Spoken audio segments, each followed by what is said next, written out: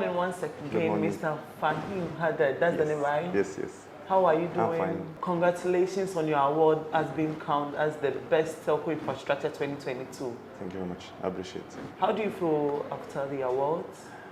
Actually, first of all, I'd like to thank you for the award and coming here. And actually, we are feeling that this award is a real appreciation for what we are doing in Ghana. Okay. We, as a telecom company and company working in infrastructure, we are operating like 12 years now. Wow. We are actually growing year after year. Sure. And in our company, we are feeling that we are like academy for growing stuff, training people.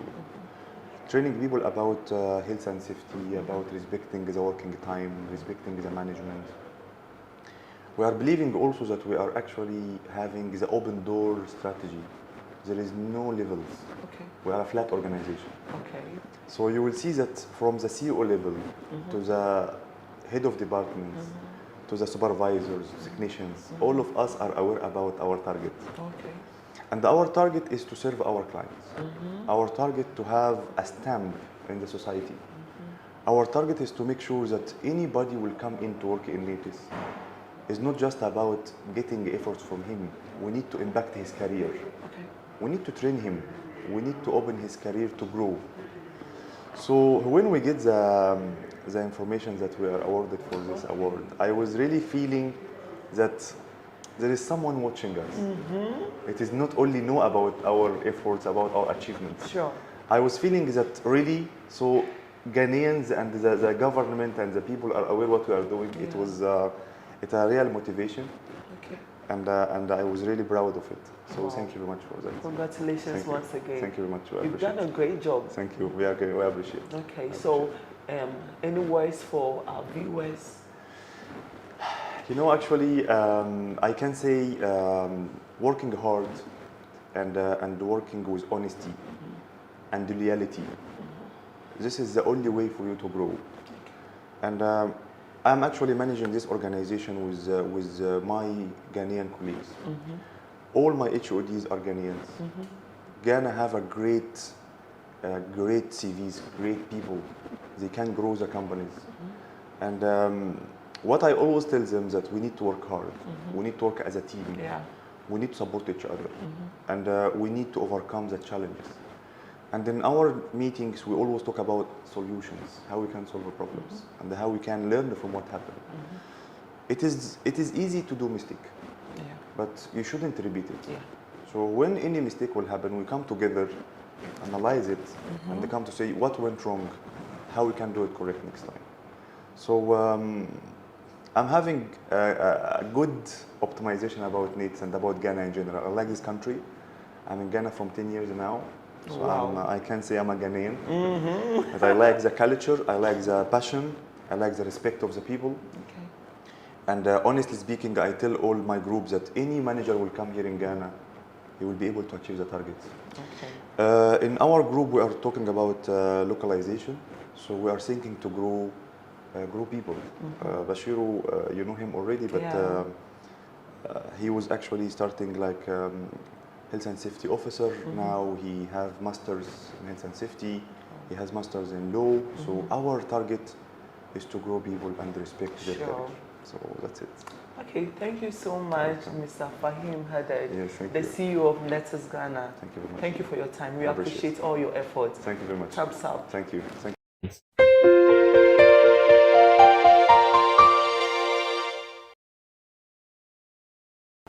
Good morning, viewers.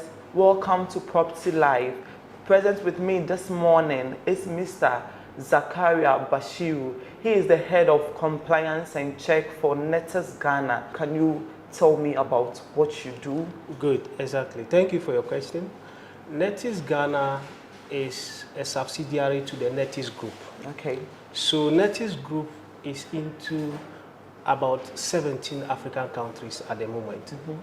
So NETIS is into the area of telecom infrastructure, maintenance, construction of towers, among others, and then deployment and sale of generators, fiber optic cables, among others. So our area of activities mostly not only centered in the telecom infrastructure industry, but Okay. also into the sales of items like generators of all capacities, Okay. then also into the sale of cables, and then construction in general, construction of all forms of structures. Okay, so what are some of the countries that you provide these generators and these items to?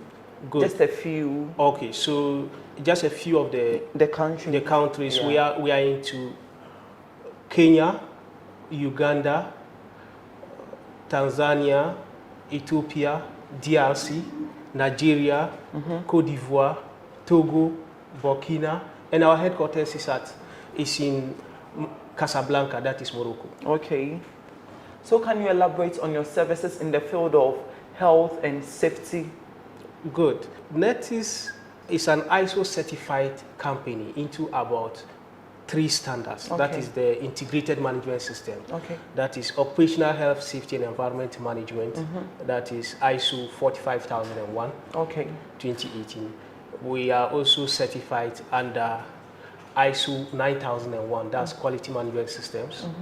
Then we are also certified under ISO 14001, that is environmental management systems. Okay. So all these standards have been integrated to have like a focused direction in how they kind of link up to every step of the activity that we do, that is able to help us carry out our work safely and at the same time friendly to the environment and being able to give out proper results at the end of the day. Okay, I want to get a clear understanding about some of the terms you used and your like the things you do. Like, okay, so NETIS Ghana, this is what I do. Do you understand? Yes. Yeah. So when it comes to operational health and safety, what we do is that we make sure operational health, safety, environment, and quality that we do as an integrated management system, we make sure we integrate it into our key assets. That can be shortened to be like PPE. So that has to do with personnel, product, and equipment. So every step, we make sure we assess the personnel. These are the key assets of the organization. Sure. Personnel, product, and equipment. So we do proper assessment of the personnel by doing surveillance, medical surveillance, to establish the fitness of our workers to the job. Then we also make sure when we are doing the recruitment, we assess the competence of the person to be sure that the person is the right person to be able to do the job. Okay. Because the kind of work we do is a high-risk job. So the only way you can do is to make sure that you have control over mitigating the risks associated with the work.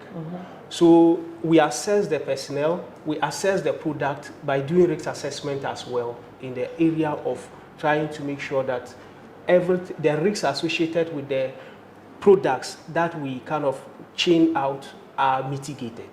Then we look at the equipment that we use. If we are using screwdrivers and all the tools that we use, are they insulated? Are they meeting the right standards to be able to use? After we are finished working, like for example, some of the generators that we maintain at the site, we change filters. We make sure we return all of them to the office and safely dispose them by giving it to the licensed waste management contractors. Okay. And not throwing them outside right after fixing them or replacing them, because they may end up into water bodies of the environment or communities that we work with. Which is very harmful. Good. So we try to make sure that we are on top of our objectives to make sure we are environmentally compliant to the needs and expectations of communities and the public we work with. Okay, so what are some of your safety environmental applications in the field of health?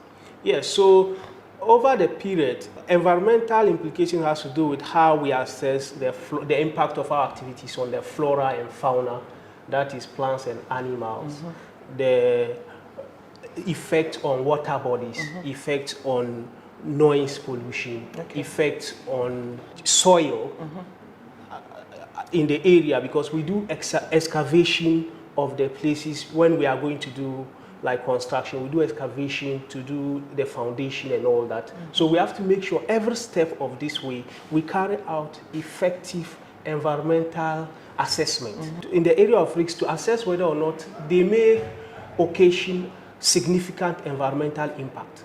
So when we do that, we're able to identify the areas that we may have to improve or areas that have significant environmental impact. Then we come out with clear processes to mitigate the risks associated with the activity that we are going to embark on. Okay. So can you again explain PPE and the risks associated with it? Exactly. So PPE generally, when it comes to the risks, the hierarchy of control is the last resort, like as in is the last option that is available that we use. So PPE is personal protective equipment. Yeah. But we start first of all, if you look at the hierarchy of control, we look at if the risk is so high, you eliminate it. If it cannot be, you substitute. If substitution is not possible, you introduce engineering control. If it is not possible, you come out with administrative controls. The administrative controls could be the signages, the notices, warning people and all that. If that is not sufficient, then you introduce PPEs, that is personal protective equipment. This personal protective equipment will only protect the worker. So that has to do with, because we do construction of towers as well, we make sure all our staffs, first of all, they have their full body harnesses so that when they climb, they are able to have full grip of the tower, and also they have proper kind of like protection as they are on the tower. Wearing of helmets and all that? Yes, wearing of helmets, wearing of reflector jackets or overall, then wearing of safety boots, then also gloves. Safety gloves, depending on the type of activity they are going to engage in. If it is electrical, we have electrical gloves that we give them. If it is oil inclined, we have oil gloves that we give them. So if it is also if it is a rigging activity that has to do with working on the tower, we make sure they have the rigging gloves. So at the end of the day, we make sure we provide appropriate personal protective equipment, not necessarily PPEs. If you make it personal protective equipment, it may not necessarily fit into probably the type of activity that you are going to do. But the PPE should be appropriate to the activity and to the worker. For example, if the PPE is if the boot size of the person is 45, and you give the person 46 or 47. That makes sense. You have provided this safety boot, but it's not fit for purpose. So we make sure we provide appropriate personal protective equipment. Okay, so is there any instance where PPE has been neglected? Like I started by saying, our work is a high risk job. So we make sure, no matter what, is the first step. We are intolerant to working without PPEs. So it is the first step that you must take before you start to work with us or you embark on any activity related to our work. And relating it to the risk, we make sure all these PPEs are linked to the nature and type of risks associated with the work. So if the example I gave, if you are going to embark on oil delivery, you get PPEs appropriate to the oil delivery. If you are going to kind of maintain generator, we make sure you get PPEs appropriate to the type of generator you are going to work on. And also, if it has to do with rigging work, where you have to climb a tower or you have to embark on electrical work, your PPEs should be appropriate to that based on the risk profile or the risk assessment done on that particular activity. Okay, so educate us on employee liability insurance. Good. Okay, so aside all the policies and procedures that we have in place and being ISO certified in the standards, we also make sure that we are properly covered when it comes to insurance. We make sure we have erection or risk policy covered so that in the event that there's a failure in the system and there's an incident, there will be a cover for the for the workers. We have the public liability policy. We have the workmen's compensation, that is the mother of all. We have professional indemnity. So the workmen compensation, especially relating it to the Workmen Compensation Act, that is Act 1987. So make sure we are properly aligned. Whatever activity we are doing is properly aligned to the requirements of the law. Okay.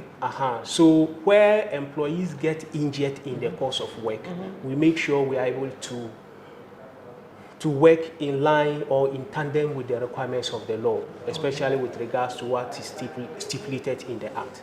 So, for example, if it has to do with the fact that there was an injury or an accident or incident with regards to the activity that the employee was engaged in, okay, we do investigation to establish whether or not there was some kind of negligence. But before that, we make sure medical bills, everything about the person is catered for. Okay. But we do investigation to establish the root causes. Then, based on that, we come out with proper corrective actions.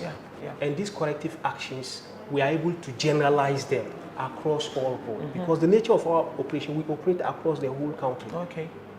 So we make sure, and if an incident happens here, and we investigate to determine the root cause or root causes, we generalize the corrective actions across board so that everybody is aware and gets to know what to do to prevent repeating an incident like that nature. Yes, so and in all that we work in tandem with the law, especially with the requirements of the Workmen Compensation. Okay. Yes. Okay. So over these past few years, what are some of the challenges you've encountered? Okay, over the past few years, with regards to incidents, we've encountered on a minimal level, like road traffic accident. The nature of our work is such that we operate throughout the country. The maintenance part of it is whenever there's a site down, one of the telecoms, we work with American Towers, we work with Helios Towers, and we erect the towers and manage the networks for them. Oh, okay. So, and American Towers manages sites for Vodafone Ghana.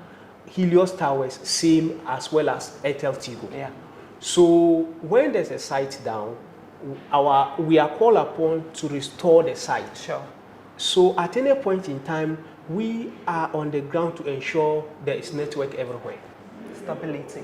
Good, exactly. So in view of that, we are on the move at every time to make sure that there's stability of network or there's network is restored.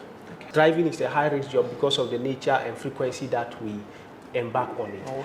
But then that's still notwithstanding, we also have proper driving policies and very rigid, or how should I say, resilient policies and procedures that govern how we work with or operate around the use of driving, the use of vehicles and driving in general. Okay. So we make sure all our workers, they undergo defensive driving every year. We make sure all vehicles have trackers that record harsh braking, harsh turn, harsh accelerations.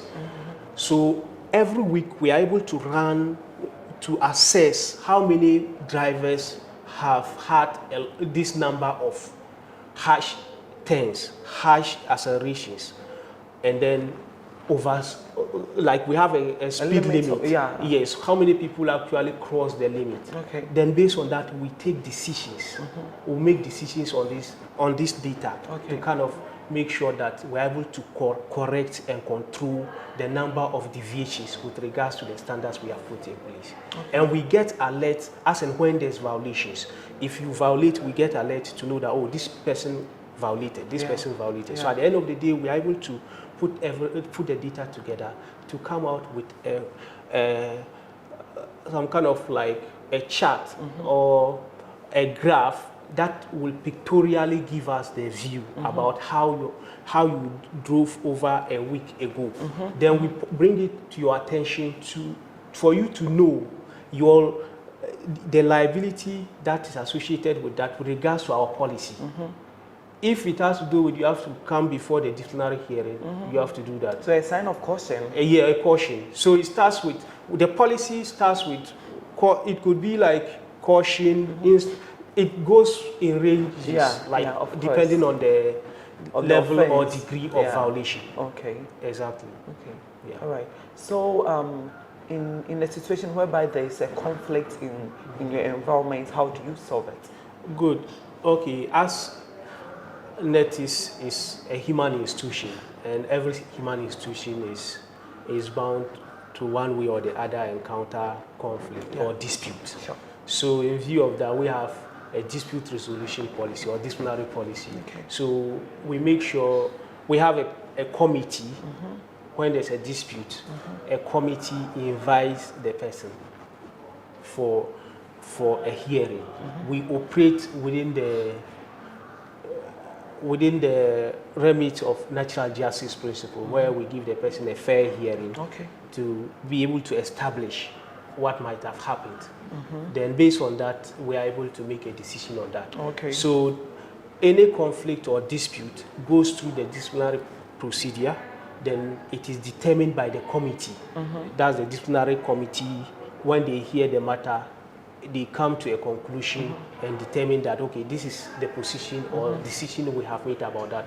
Then it is done in line with our disciplinary committee procedure or disciplinary committee procedure.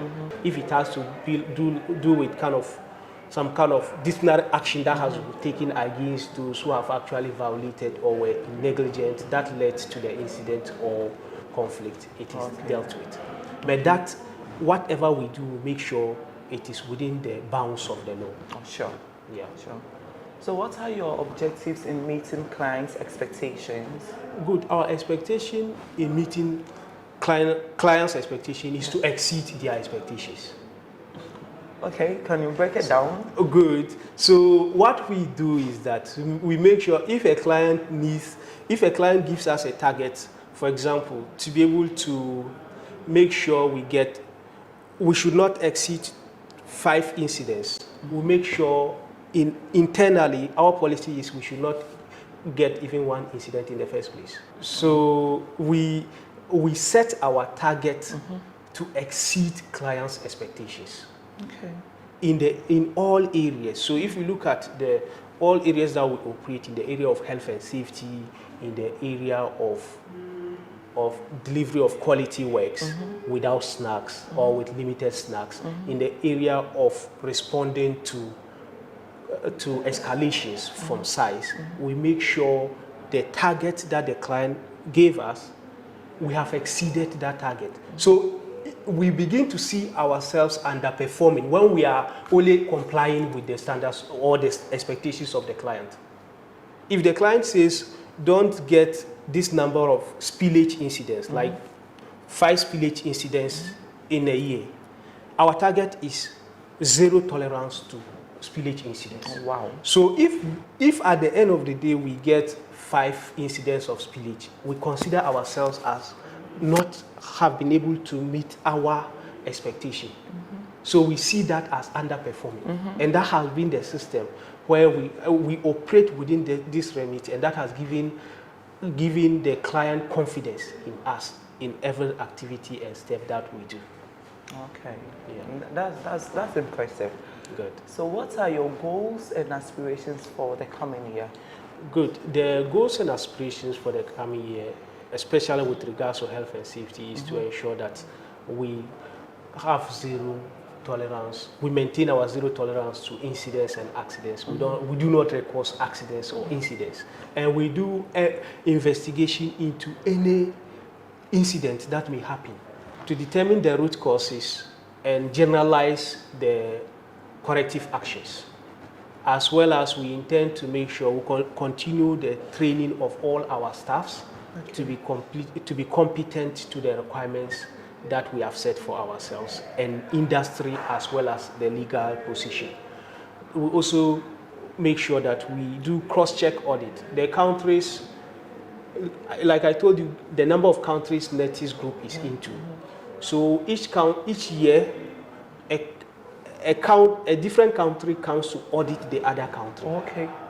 Let's say Ghana will go and audit Kenya. Okay. I was in Kenya this year. Okay. I went and audited Kenya. Okay. And then Tanzania came and audited Ghana. Ghana. So at the end of the day, this cross-check audits, we come out with findings and then generalize them across all the group. Then we move to another level. Okay. So this is how we operate to kind of improve on our system. Yeah. So we are aligned to continuing with that next year, and also make sure we do proper health surveillance of our staffs to make sure they are fit for the work that we expect to do. Sure. Carry out risk assessment Sure. in every activity that we do. Then at the same time, make sure we do communication of our ethics or code of conduct. Okay. So code of conduct and ethics, we make sure everybody is aware of how we operate and the conduct that we are supposed to work with regards to the type of work that we are doing. If you are an electrical safety or an electrical technician, you must operate within the remit of the profession. Okay. Then at the same time, we make sure you respect conflict of interest requirements associated with the work that you are doing. Then we also, it's part of our policy to make sure that we integrate our systems in a much more resilient way, where at every stage, when somebody exceeds the speed limits or the harsh standards that we have set ourselves, we get alerts and can timeously draw the attention of the person. Okay. To kind of comply with the requirements so that we don't run ourselves into incidents. All right, that's fine. Your last words for my cherished viewers and prospective clients. Yes, my last words will be that in NETIS Ghana, we are ISO certified in all the 3 standards. And we operate within that. These standards are kind of like subsumed or in compliance with the requirements of the law. So whatever we do, make sure we are compliant with the standards as well as the law. And at the same time, our expectation is that whatever work we engage in, we'll make sure that we do the usual risk assessment to make sure we mitigate all the risk, and our employees are provided with the necessary personal protective equipment to save themselves from harm and injuries. And at the same time, they are working to protect the environment for all and the general public. But in conclusion, our position is that no work is so urgent and no service is so needed that we cannot take our time to perform our work safely. Thank you very much, Mr. Bashiru. Thank you for your time. We are grateful. You are welcome. Thank you. Welcome.